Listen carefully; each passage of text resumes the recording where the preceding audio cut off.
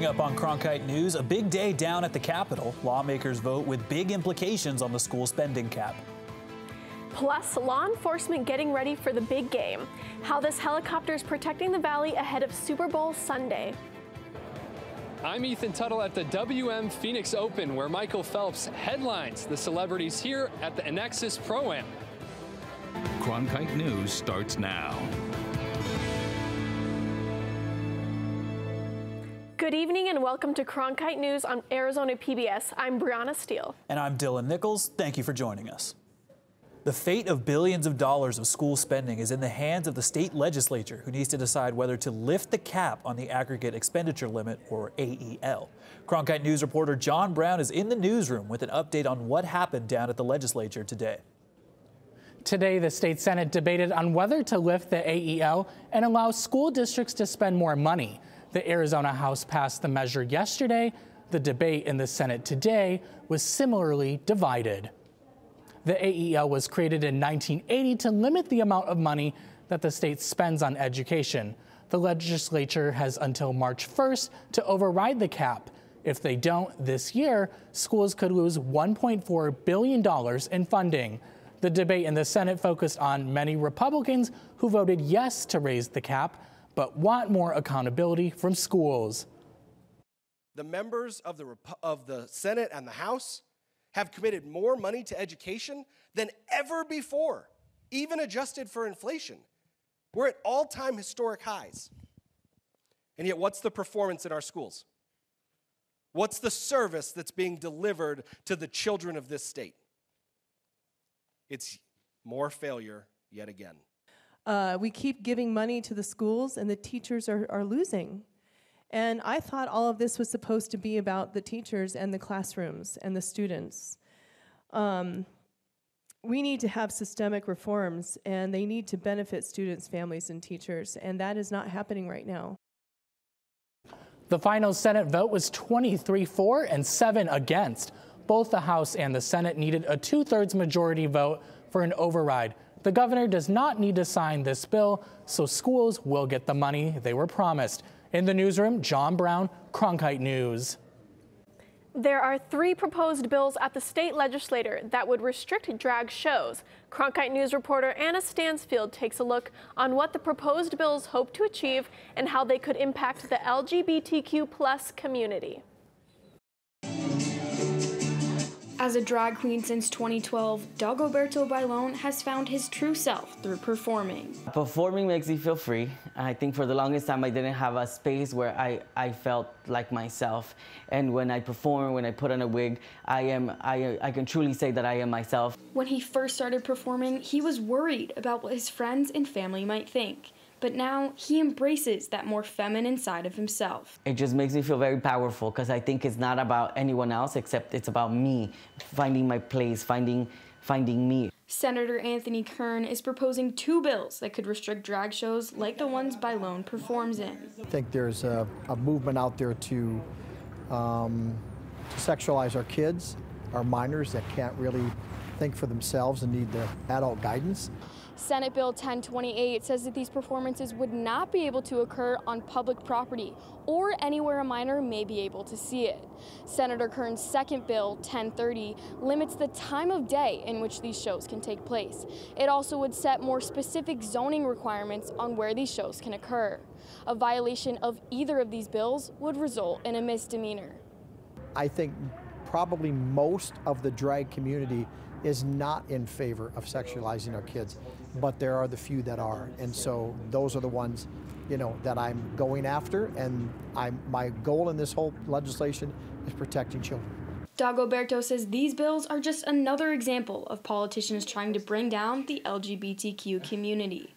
And I think this constant attack on the LGBT community really sends the message that adults don't care for LGBT children, right? That we should continue hiding. A third bill has been introduced by Senator Kavanaugh. This would restrict the use of any state or federal money for drag performances. In Phoenix, Anna Stansfield, Cronkite News.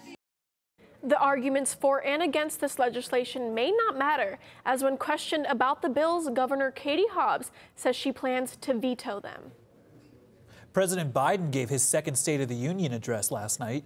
The speech was filled with back-and-forth commentary from the president and the newly controlled Republican House.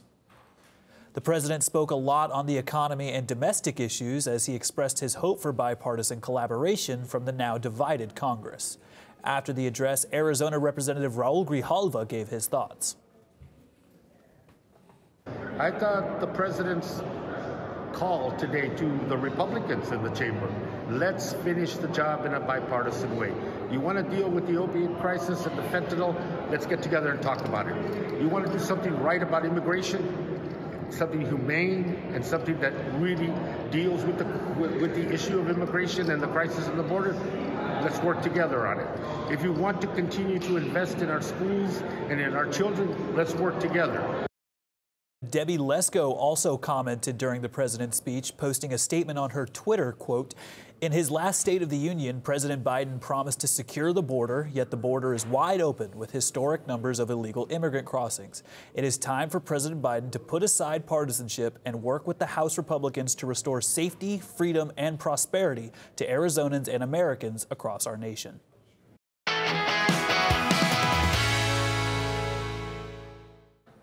Safety is always a concern when it comes to large gatherings, and with the Super Bowl just a few days away, law enforcement officials are prepared to keep fans secure. But safety preparations aren't always happening on the ground. Cronkite News reporter Atria Maneshny tells us of one federal agency took to the sky ahead of the big game to make sure our environment is safe. If you were in Glendale or around Super Bowl event spots a couple weeks ago, you might have noticed helicopters like these flying as low as 150 feet. This video was taken a few years back in Las Vegas by a team from the U.S. Department of Energy's National Nuclear Security Administration. Basically, this is a public health and safety flight where we're measuring and mapping just the radiological background environment. What does that mean? They're trying to get a sense of the baseline radiation in our environment ahead of the big game. The helicopters are specially equipped with radiation sensing technology housed in pods along the sides. If something happens, namely the release of some kind of radioactivity to the environment, we have that sort of like baseline measurement of what the background environment should look like. It's not unusual for them to detect a low level of radiation during their baseline flights. We're exposed to radiation every day through household items like this microwave, and we use it to heat up some leftovers. There's also some buildings in our area that could give off radiation as well. A university like ASU certainly has some radioactive sources there. Keith Holbert is a nuclear engineer and associate professor at ASU. He says that some radiation in our environment is natural, especially in our state.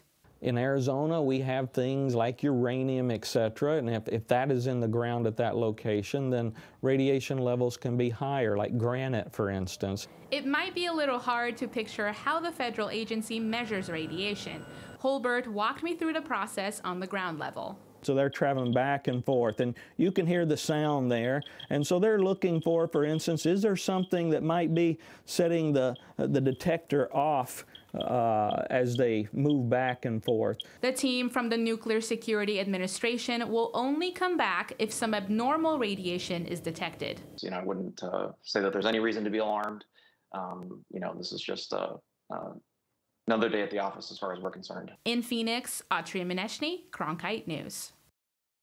The large crowds visiting the valley should have an easier time connecting to the internet, thanks to Cox. The company announced it's opening up 1,300 Wi-Fi hotspots throughout the valley, available for free. Cox users who pay for the program already have to access these, but now the general public will be able to log on as well. Users can connect by choosing a free Cox Wi-Fi in their settings. The hotspots are open through February 26th. They're set up in high-traffic areas around events to help everyone stay connected without slowing down internet speeds. Of course, the Super Bowl is not the only event taking over the valley this weekend. Cronkite sports reporter Ethan Tuttle is out in Scottsdale hanging out with some celebrities. Ethan? Welcome to the Cronkite Sports Report. I'm Ethan Tuttle here at the WM Phoenix Open. Well, at TPC Scottsdale earlier this morning, the sun was low when players hit the tee for their opening practice, but as the sun rose, so did the volume. We're expecting over 100,000 fans here today at the Annexus Pro-Am. Celebrities are pairing with the pro golfers today. Lots of athletes who have dominated their respective sports on hand, like former Yankees star Alex Rodriguez and Olympian Michael Phelps, just to name a few. They're used to high-pressure situations, but nothing compares to the 16th hole here at TPC Scottsdale. Take one less club, because you're going to have adrenaline and it's going to go. I learned that the first year, and I've just taken one less club every time because my heart's pounding no matter what. The energy and the excitement in that place is incredible. I got my my Cardinals jersey. Maybe they'll treat me well. But if they decide to boo them, I got some pretty good training on that too. We'll have more from the People's Open coming your way, and we'll also hear from New Suns owner Matt Ishbia. Thanks, Ethan. We'll check back in just a few minutes. Coming up on Cronkite News, how One Valley City is connecting kids through esports. Plus, a new record was set in our solar system. We'll tell you about the new discovery.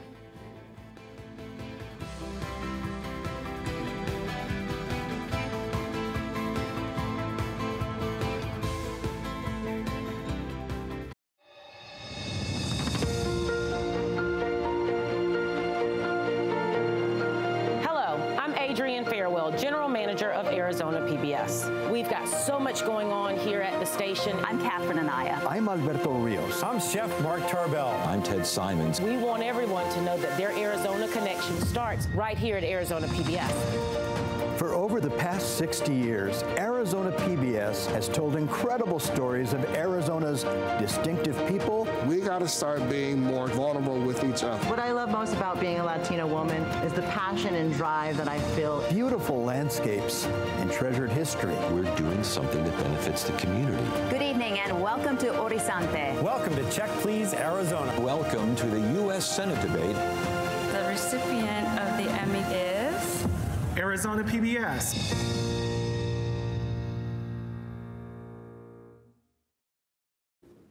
Now to a heartwarming story out of Surprise, where video games are bringing people together. Cronkite News reporter Shira Tanzer shows us how this Valley City is using gaming to help kids connect. Last night, the City of Surprise held their first adaptive esports tournament. The event was for participants ages 12 and up who have a developmental or intellectual disability.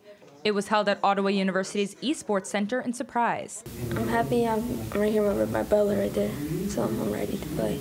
Ryan Gonzalez and his brother Dominic were excited to play against their competitors in Rocket League, a video game where cars play soccer. Like all my friends that I just feel like we have like more connection and we better like win this. The competitors played in 45-minute rounds for the top score, which was followed by a trophy ceremony. One of the kids who were here tonight, they took second place, and they had never played before, so they did very well. Doran with Ottawa University says this pilot program reaches out to the community and helps the participants socialize with each other. In Arizona, 13% of the population has at least one disability, and events like these allow them to be part of a community. So I think when you have events like this, they learn to work together, they learn to communicate, to not be in their little shell, they can kind of come out. Parents such as Sherry Hayes are appreciative of the city's efforts to include events made for those with all abilities. The adaptive sports has really helped Toby to become more social. He doesn't necessarily fit in with typical kids in group settings, and this setting is just, it's all about them.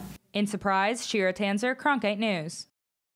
The City of Surprise is hosting 2 more nights of the esports tournament, and if you want to sign your child up, you can go to the City of Surprise's website. There's no doubt it's been a snowy winter in the high country, but it might end up being one for the record books.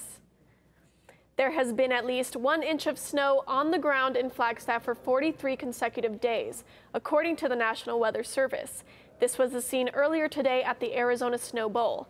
With over 2 feet currently on the ground at the Flagstaff Airport, it's clear this streak will continue for a while longer.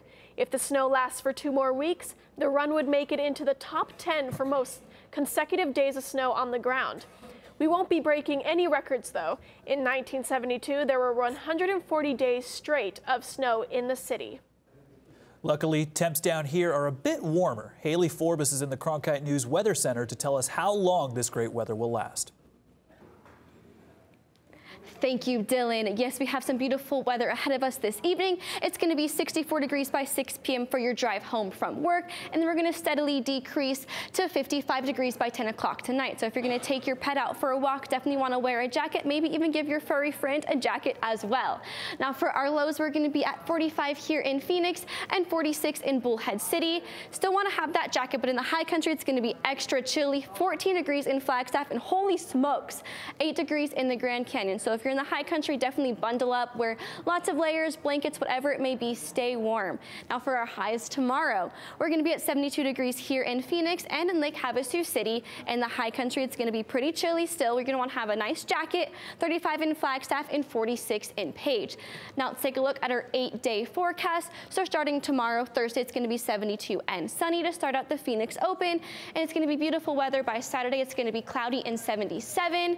Still great weather for the Phoenix Open. Then Sunday for the Super Bowl, it's going to be a 10% chance of rain, still sunny but partly cloudy, and then Monday as well, it's going to be 67 degrees with a 10% chance of rain. But by the end of the week, it's going to be nice and sunny and 66 degrees. For the Cronkite News Weather Center, I'm Haley Forbes. I'm Ethan Tuttle. We're doing the Cronkite Sports Report here from the WM Phoenix Open, where all the fans are out enjoying the time here at TPC Scottsdale. Celebrities and pros alike hitting the course. We'll have more from Carly Lloyd coming up next.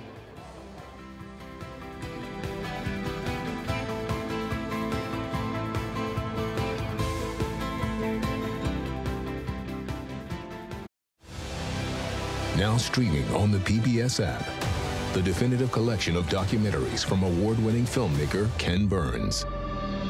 Hemingway, the man, is much more interesting than the myth. It is a story that Americans have to reckon with. He's got my job. I'm the champ. Discover over 40 groundbreaking films that bring our history to life. Stream the Ken Burns collection now with Passport on the PBS app.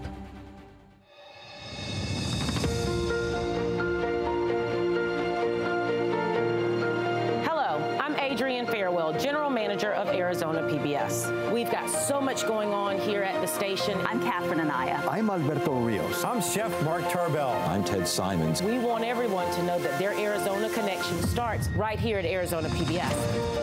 For over the past 60 years, Arizona PBS has told incredible stories of Arizona's distinctive people. We got to start being more vulnerable with each other. What I love most about being a Latina woman is the passion and drive that I feel. Beautiful landscapes and treasured history. We're doing something that benefits the community. Good evening and welcome to Horizonte. Welcome to Check Please, Arizona. Welcome to the U.S. Senate debate. The recipient of the Emmy is Arizona PBS.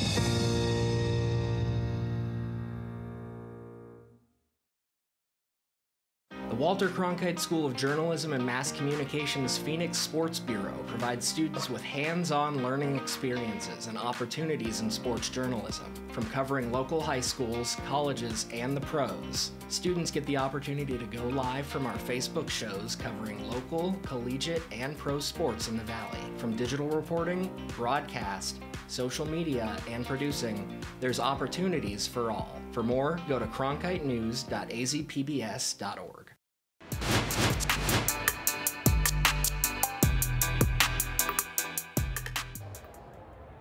Welcome to the Cronkite Sports Report. I'm Ethan Tuttle here at TPC Scottsdale, home of the WM Phoenix Open. Well, earlier in the show, we heard from A-Rod as well as Michael Phelps. Cronkite Sports reporter Ashley Engel caught up with some more celebrity golfers as well as a U.S. women's soccer great. Ashley?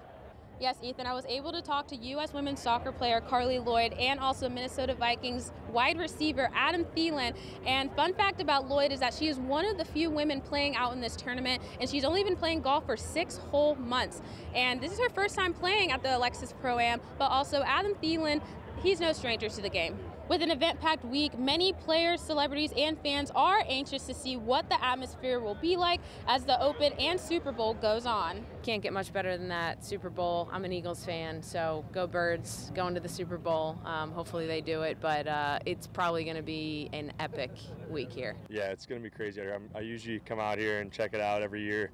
but having a Super Bowl here will be on a different level. So excited to see everybody out here supporting. I'll be out here later in the week as well. Now, it's going to be pretty interesting to see how this week turns out, but I'm pretty sure it's going to be 2 events that are going to be worth remembering. In TPC Scottsdale, Ashley Engel, Cronkite News.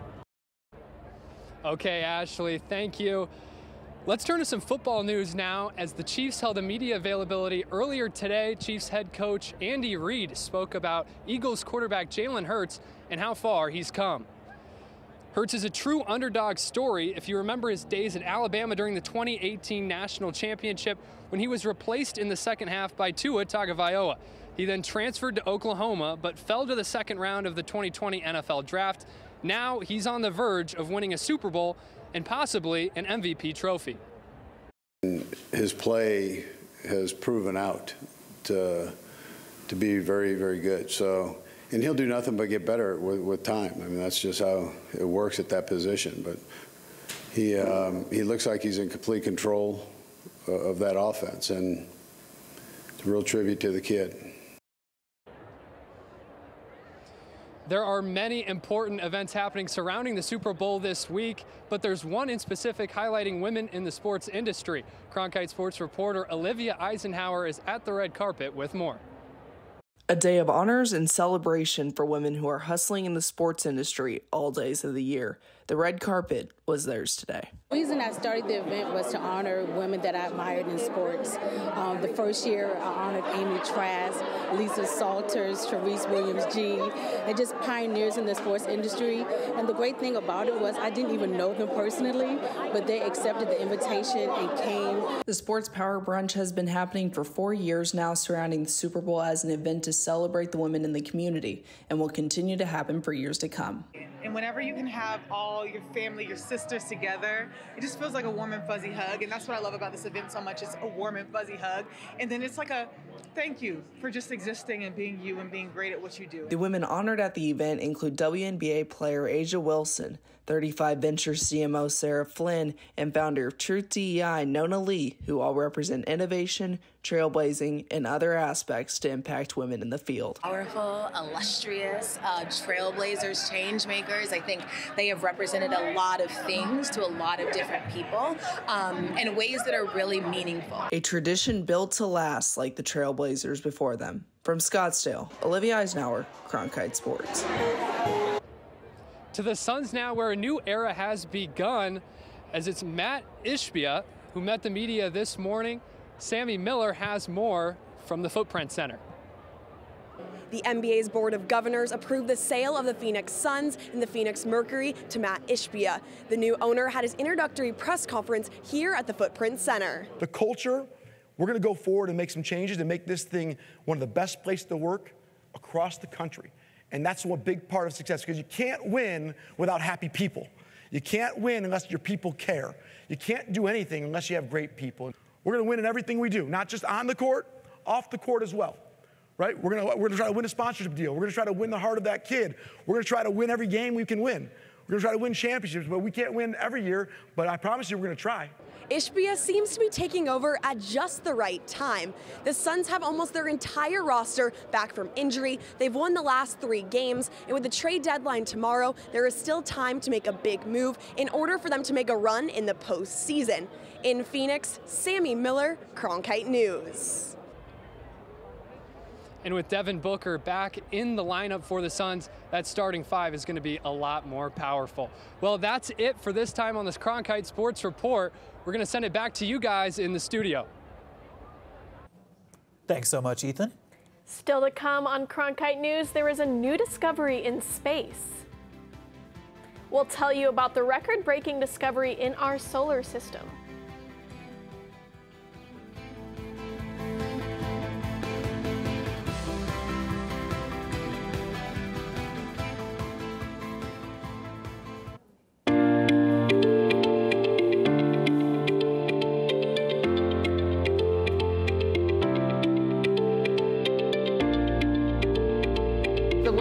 Phoenix is just beautiful today. Let's take a look at the weather around the valley. Thank you for joining us for the special edition of Cronkite News. Here are the top stories that we're tracking today at noon.